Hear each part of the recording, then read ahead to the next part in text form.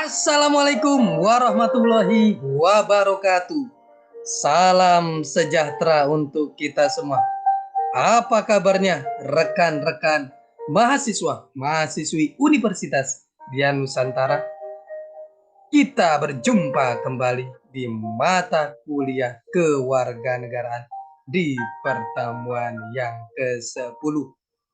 Alhamdulillah tidak terasa kita sudah memasuki pertemuan yang ke-10. Mudah-mudahan Allah Subhanahu wa taala, Tuhan Yang Maha Esa, memberikan kepada kita keberkahan, kesehatan sehingga kita bisa terus belajar dan menyelesaikan mata kuliah ini. Rekan-rekan semuanya, sebelum kita memasuki proses belajar mengajar, alangkah baiknya sama-sama kita berdoa agar perjalanan proses belajar mengajar ini berjalan dengan sukses dan lancar. Berdoa menurut keyakinan dan kepercayaan masing-masing. Berdoa dimulai.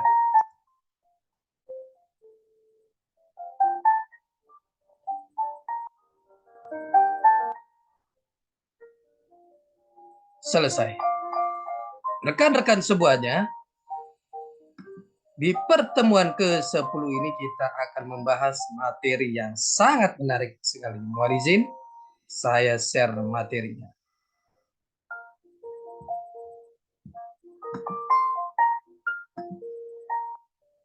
Ini adalah pertemuan yang sangat menarik sekali.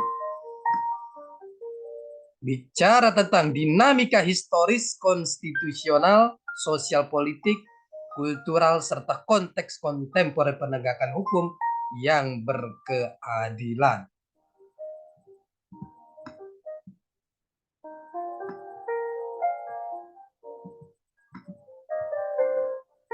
Dinamika historis, konstitusional, sosial politik, kultural, serta konteks kontemporer penegakan hukum yang berkeadilan.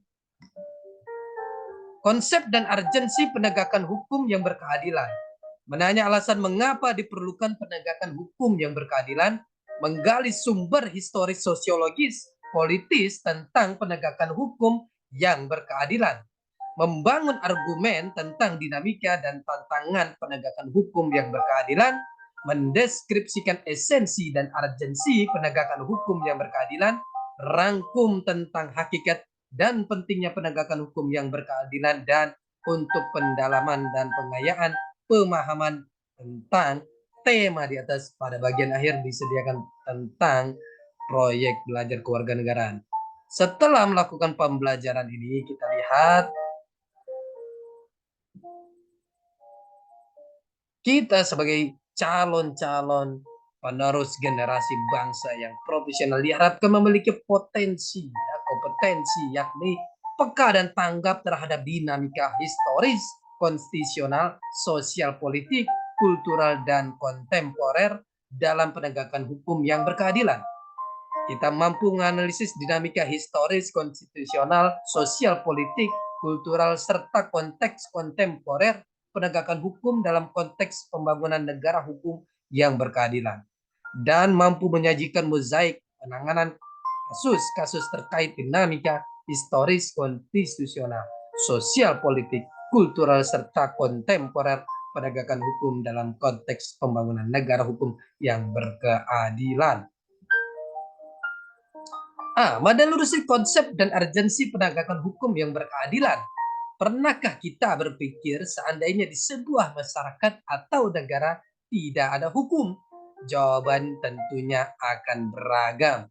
Mungkin ada yang menyatakan kehidupan masyarakat menjadi kacau, tidak aman, banyak tindakan kriminal, dan kondisi lain yang menunjukkan tidak tertib dan tidak teratur. Namun, mungkin juga ada beberapa di antara yang menyatakan tidak adanya hukum di masyarakat atau negara aman-aman saja, tidak ada masalah. Bagaimana dengan pendapat kita? Apakah kita setuju dengan pendapat pertama atau yang kedua?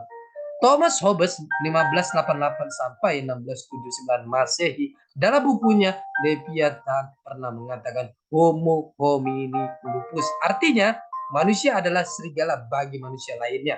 Manusia memiliki keinginan dan nafsu yang berbeda-beda antara manusia yang satu dan yang lainnya. Nafsu yang dimiliki manusia Ada yang baik, ada nafsu yang tidak baik. Inilah salah satu argumen mengapa aturan hukum diperlukan. Kondisi yang kedua tampaknya bukan hal yang tidak mungkin bila semua masyarakat tidak memerlukan aturan hukum.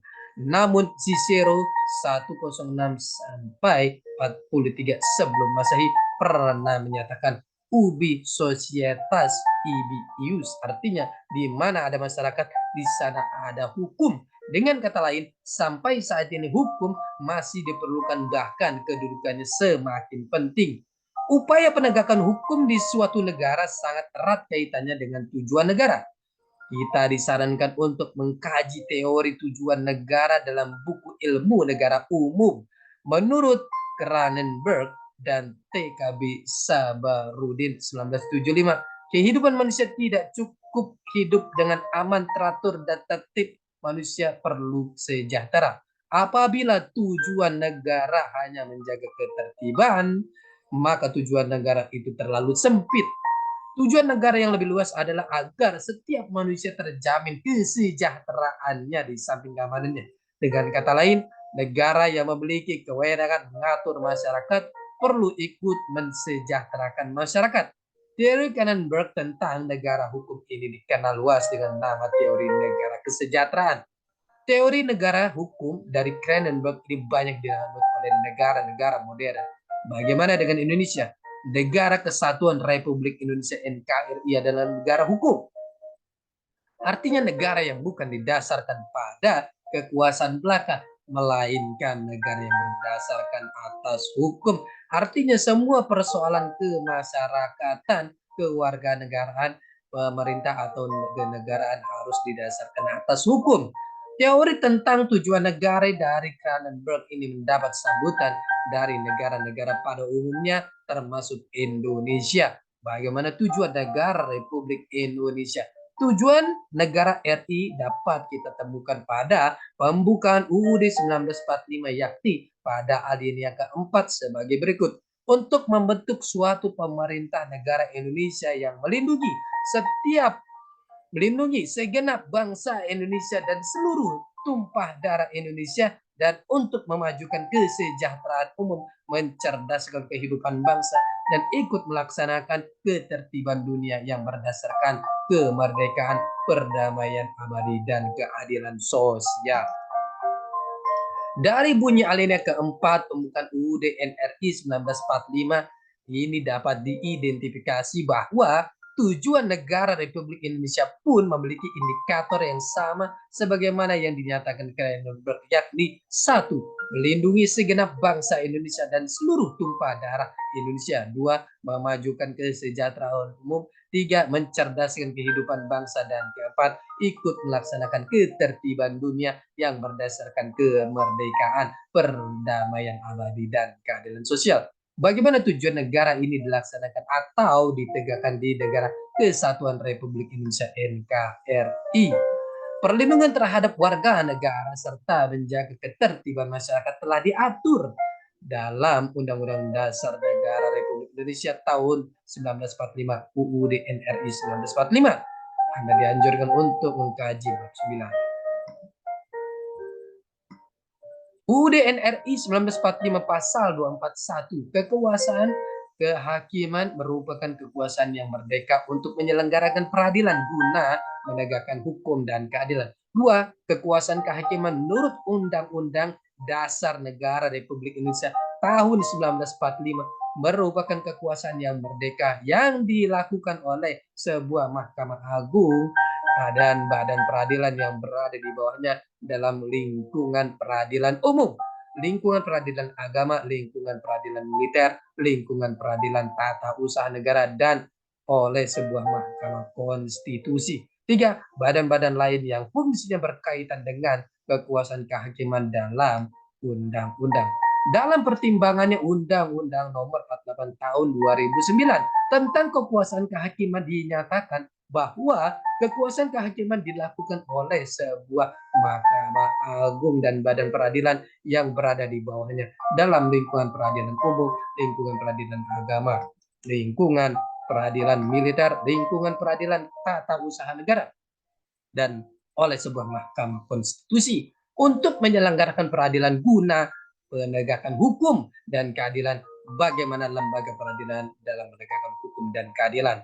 Negara kita telah memiliki lembaga peradilan yang diatur dalam UUD NRI 1945, ialah Mahkamah Agung MA, Komisi Yudisial KY, dan Mahkamah Konstitusi MK. Selain lembaga negara tersebut, dalam UUD NRI 1945 diatur pula ada badan-badan lain yang diatur dalam undang-undang tentang MA, KY, dan MK ini lebih lanjut diatur dalam Undang-Undang Nomor 48 Tahun 2009 tentang kekuasaan kehakiman. Anda perhatikan apa yang dimaksud dengan ketiga lembaga peradilan tersebut. Undang-Undang Nomor 48 Tahun 2009 Pasal 1 Ayat 2, Mahkamah Agung adalah pelaku kekuasaan kehakiman sebagaimana dimaksud dalam Undang-Undang Dasar Negara Republik Indonesia tahun 1945. Mahkamah Konstitusi adalah pelaku kekuasaan kehakiman sebagaimana dimaksud dalam Undang-Undang Dasar Negara Republik Indonesia tahun 1945. Komisi Yudisial adalah lembaga negara sebagian dimaksud dalam Undang-Undang Dasar Negara Republik Indonesia tahun 1945. Apabila mengacu pada bunyi pasal 24, maka lembaga negara MA, KY, MK memiliki kewenangan dalam kekuasaan kehakiman atau sebagai pelaku kekuasaan kehakiman. Dikemukakan dalam pasal 24 UUD NRI 1945 bahwa kekuasaan kehakiman merupakan kekuasaan yang merdeka untuk menyelenggarakan peradilan guna menegakkan hukum dan keadilan. Dengan demikian, tiga lembaga negara yang memiliki kekuasaan kehakiman memiliki tugas pokok untuk menyelenggarakan peradilan guna menegakkan hukum dan keadilan. Bagaimana badan-badan peradilan lainnya dalam menegakkan hukum dan keadilan? Dalam teori tujuan negara, pada umumnya ada 4 fungsi negara yang dianut oleh negara-negara dunia. 1. Melaksanakan penertiban dan keamanan. 2. Mengusahakan kesejahteraan dan kemakmuran rakyat. 3. Pertahanan. Dan 4. Menegakkan keadilan. Pelaksanaan fungsi keempat yakni menegakkan keadilan. Fungsi negara dalam bidang peradilan dimaksudkan untuk mewujudkan adanya kepastian hukum. Fungsi ini dilaksanakan dengan berlandaskan pada hukum dan melalui badan-badan peradilan yang didirikan sebagai tempat mencari keadilan bagi Indonesia dalam rangka menegakkan keadilan untuk masyarakat. Rekan-rekan semuanya, ini adalah pertemuan kita yang ke-10. Kita akan berjumpa di pertemuan-pertemuan selanjutnya. Tetap semangat, terus belajar untuk mencapai kesuksesan. Salam sehat selalu. Assalamualaikum warahmatullahi wabarakatuh.